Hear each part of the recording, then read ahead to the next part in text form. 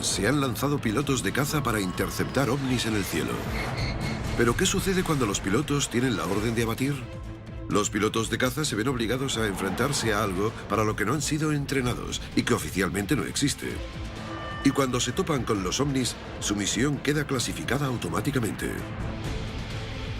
Algunos pilotos afirman no ser capaces de atrapar a los ovnis.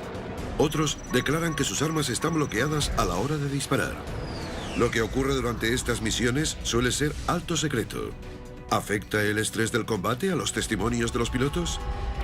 ¿Son los ovnis tan tecnológicamente superiores que escapan de nosotros cada vez que quieren? ¿Y qué pasa cuando un ovni interpreta que el piloto intenta atacarlo? Uníos a nuestra investigación de encuentros peligrosos entre pilotos de caza y ovnis. Se ha iniciado una campaña global. Se han hecho públicos archivos secretos con detalles de todos los avistamientos de ovnis escondidos al público durante décadas. Vamos a descubrir la verdad detrás de esos documentos clasificados. Descubre lo que el gobierno no quiere que sepas. Alienígenas caso abierto, revelando el mayor secreto del planeta Tierra. Los pilotos de caza son los responsables de la seguridad en el cielo. Es un trabajo peligroso que requiere muy buenos reflejos y nervios de acero. Son algunos de los profesionales más capacitados del mundo. Pero existe una amenaza para la cual no están entrenados. Una cosa es estar en un combate aéreo y otra muy distinta es enfrentarse a un ovni que, como todos sabemos, posee tecnología muy superior a la nuestra. Los pilotos que suben ahí arriba llegan a pensar que es posible que nunca más vuelvan a bajar. Un incidente a finales de los años 40, cerca de la mayor reserva de oro de América, infunde el miedo en los corazones de todos los pilotos estadounidenses y provoca todo un escándalo en los medios de comunicación. Caso abierto, el caso Mantell. 7 de enero de 1948, Fort Knox, Kentucky. El capitán Thomas Mantell es un condecorado piloto de la Segunda Guerra Mundial que sumó más de 2000 horas de vuelo. Mientras patrullaba por el cielo, le dijeron que un objeto circular de unos 76 metros había entrado en el espacio aéreo de Kentucky y que se dirigía hacia el oeste. En enero de 1948, Thomas Mantell pilotaba un P-51 Mustang junto con otros 2 P-51. 3 testigos de la torre de control de Goldman Field en Fort Knox establecieron contacto visual. Los P-51 Mustang de la Guardia Nacional Aérea de Kentucky desviaron su rumbo hacia el objeto y aceleraron. Según dice Mantell, declaró a través de la radio que el objeto parecía de metal y que era enorme. Se encontraba a unos 6.000 metros de altura cuando su P-51 comenzó a dar vueltas totalmente fuera de control y posteriormente se estrelló. El joven Mantell, de 25 años, murió al instante. Entonces se difundió el rumor de que Mantell había sido derribado por un ovni. Este fue el primer suceso de la historia estadounidense en el que un piloto de caza murió supuestamente a causa de un ovni. Por primera vez las fuerzas aéreas y el público se dieron cuenta de que los ovnis eran algo más que objetos misteriosos. También podían ser mortales. La cuestión es cómo se estrelló. No se estrelló en el suelo, como suele ocurrir, sino que lo cogieron, lo sacaron del cielo y ¡bum! La hora de su reloj se paró en el momento del impacto. Otra creencia es que el ovni causó algún efecto en el avión. Algunos expertos piensan que lo que Mantell perseguía era un globo meteorológico secreto llamado Skyhook. Aquel mismo día se lanzaron muchos globos Skyhook a unos 400 kilómetros al noroeste de allí.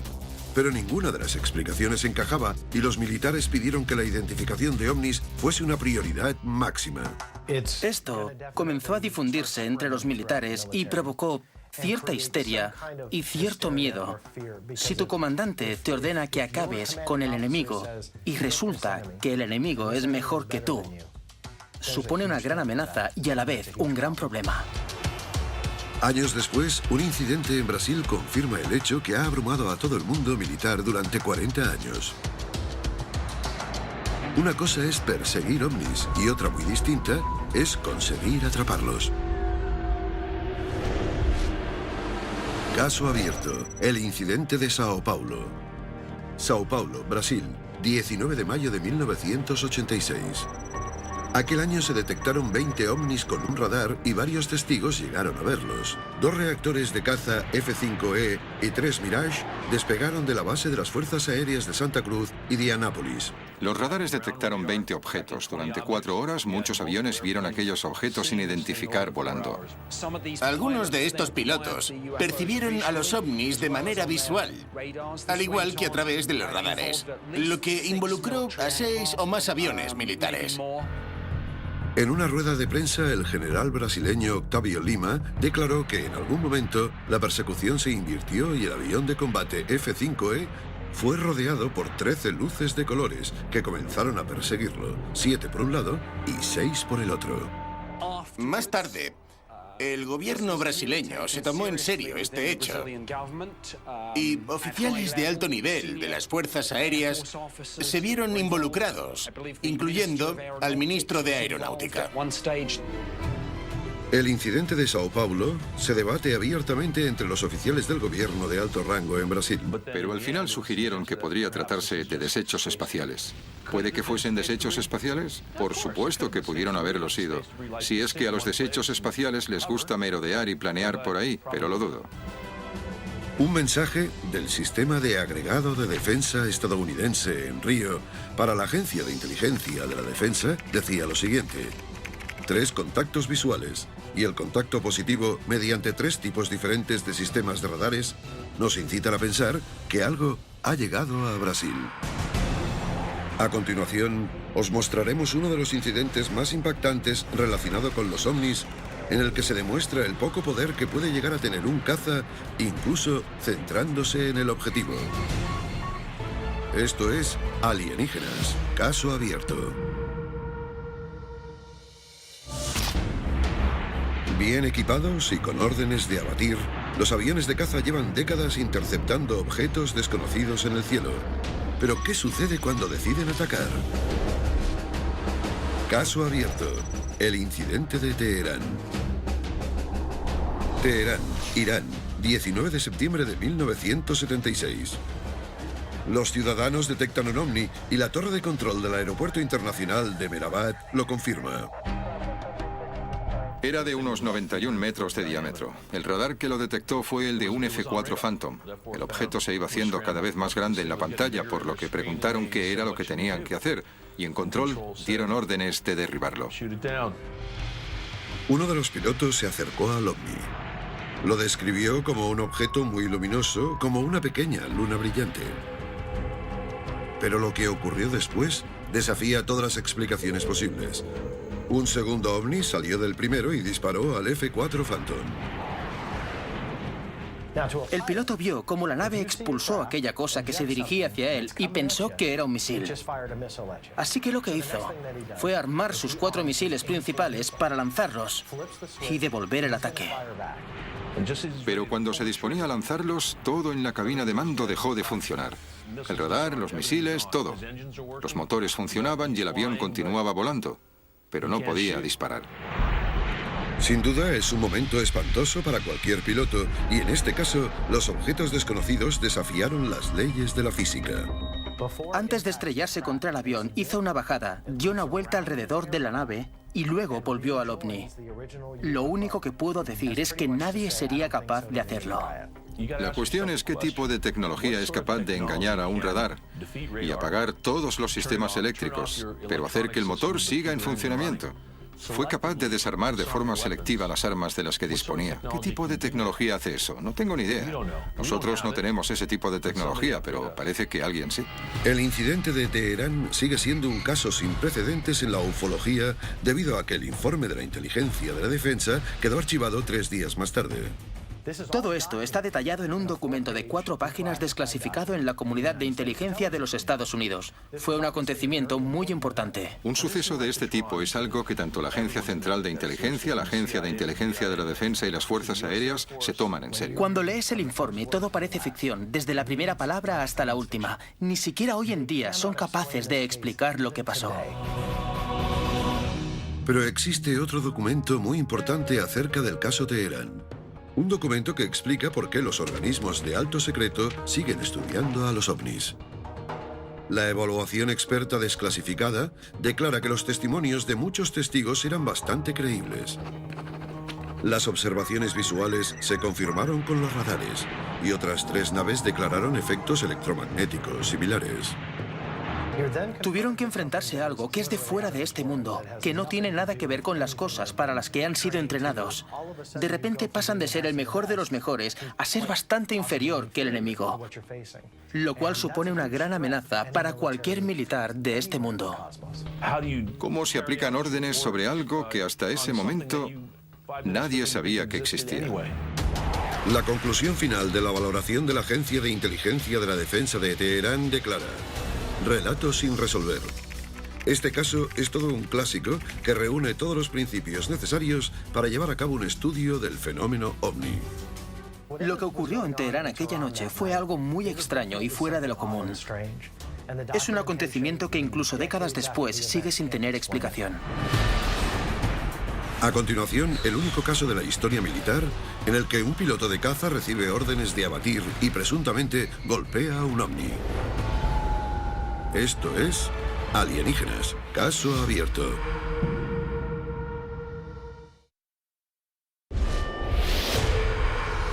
Bienvenidos de nuevo a Alienígenas, caso abierto.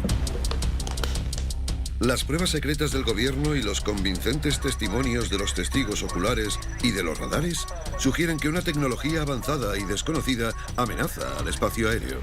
Y puede que no seamos capaces de detenerla. Muchos pilotos se han enfrentado a ovnis y lo único que han conseguido es que esa nave desconocida les gane la partida. O lo que es peor, que inhabilite sus instrumentos y armas. Pero ¿qué sucede cuando los pilotos reciben la orden de lanzar sus misiles? Caso abierto. El incidente de Perú. La Joya, Perú, 11 de abril de 1980. En abril de 1980 se detectó un objeto en Perú mediante radar. Eran las 7:30 de la tarde, más o menos.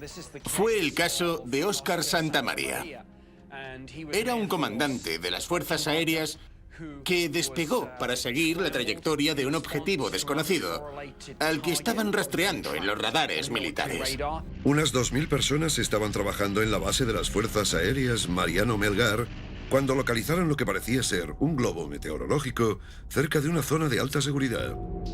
Al parecer, un ovni entró en una zona de espacio aéreo militar restringido y él recibió la orden de abrir fuego. El piloto Óscar Santamaría Huertas despegó en su nave rusa Su-22 equipada con un cañón de 30 milímetros. Preparado y con órdenes de abatir, voló directamente hacia el objetivo desconocido. Pero lo que sucedió después se considera el único impacto sobre un ovni que se ha revelado en la historia militar.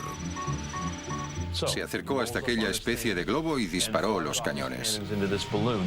Dijo que, a diferencia de cualquier objeto convencional, aquella nave, fuese lo que fuese, parecía absorber las balas del cañón. No explotó, no pasó nada. Parecía que las armas no le afectaban y simplemente se limitó a ascender en el cielo a una velocidad de vértigo. Desapareció. Sin duda, esta situación puede ser la pesadilla de cualquier piloto de caza. Las armas son inútiles. Aún con órdenes de abatir, Santamaría se pasó los siguientes 20 minutos tratando de perseguir al ovni para dispararle de nuevo. Cuando consiguió acercarse lo suficiente como para establecer contacto visual, lo que vio lo dejó boquiabierto. Ahora que he tenido la oportunidad de conocer al comandante, que lo he escuchado todo de primera mano, no tengo ninguna duda de que lo que pasó ocurrió tal y como él lo describe. Santamaría afirma que el ovni tenía forma de bombilla, recortada por abajo y con una cúpula de color crema. No disponía de medios de propulsión visibles, ni ventanas ni alas. Este informe oficial, ahora desclasificado, se envió a la Agencia de Inteligencia de la Defensa. En él se expone que el piloto interceptó el vehículo y le disparó sin causar daños aparentes. Al pensar que el ovni estaba equipado con tecnología avanzada de una civilización extraterrestre, Santamaría empezó a temer por su vida y descendió a la base rápidamente. Por suerte, el OVNI no lo persiguió. Es una situación de combate, y cualquier piloto en situación de combate se encontraría en condiciones extremas de estrés. Y si a eso se le añade el hecho de que un objeto desconocido está involucrado, estaríamos hablando de un nivel completamente diferente. ¿Qué es lo que vio Santa María exactamente en el cielo de Perú? ¿Disparó a un OVNI? ¿Fue un impacto directo? ¿O simplemente cedió ante la presión de interceptar una amenaza desconocida? Hablamos de una situación de combate con condiciones extremas de estrés, una situación desconocida y una perspectiva realista de la muerte. Se vio ante un tipo de conflicto que estaba relacionado con el tremendo esfuerzo de esconder todo lo relacionado con los ovnis. Además, al terminar intentó autoconvencerse de que aquello no había pasado. Por eso, los pilotos sienten presión por dos cosas concretas. Por un lado, está el estrés del combate. Y por otro, el del secreto y la amenaza. A continuación, si los extraterrestres existen, ¿cometen los pilotos de caza un acto de guerra cuando interceptan a los ovnis? Y de ser así, ¿estamos preparados para asumir las consecuencias?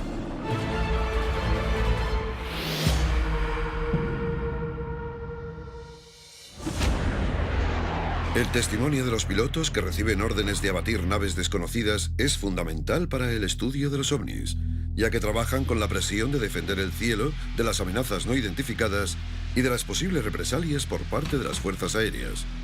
¿Pero pueden sus esfuerzos confundirse con actos de guerra? Caso abierto. El informe Cometa. Ese informe se tituló Los ovnis y la defensa. ¿Para qué nos debemos preparar?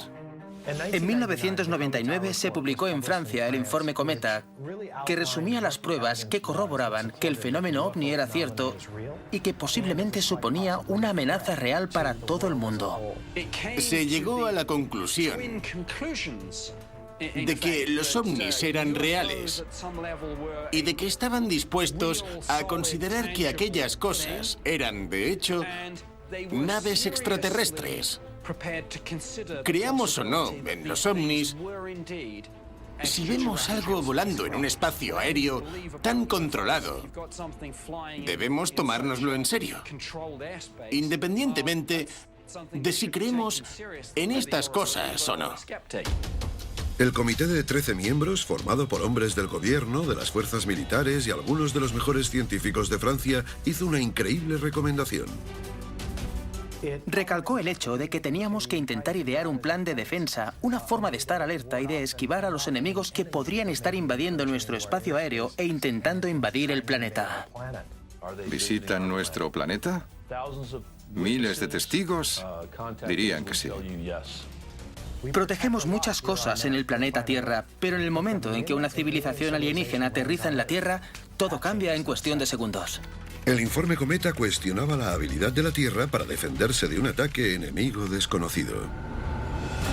Si una nave espacial alienígena visita la Tierra y está fabricada de tuercas y tornillos, sin ningún tipo de ciencia ficción que la proteja, podríamos encontrar una forma de espantarla. Pero la gran pregunta es, ¿por qué? Sabemos con certeza que si abatimos a una nave alienígena, posiblemente molestemos a una fuerza mayor con mejores armas que nosotros. No creo que eso sea algo que los pilotos quieran hacer.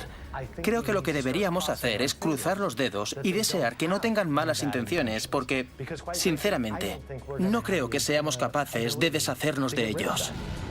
Cuando llegue el día, ¿deberíamos reflexionar sobre cómo acercarnos a nuestros visitantes desconocidos? Esto es Alienígenas, caso abierto, que deja al descubierto el secreto mejor guardado del planeta Tierra.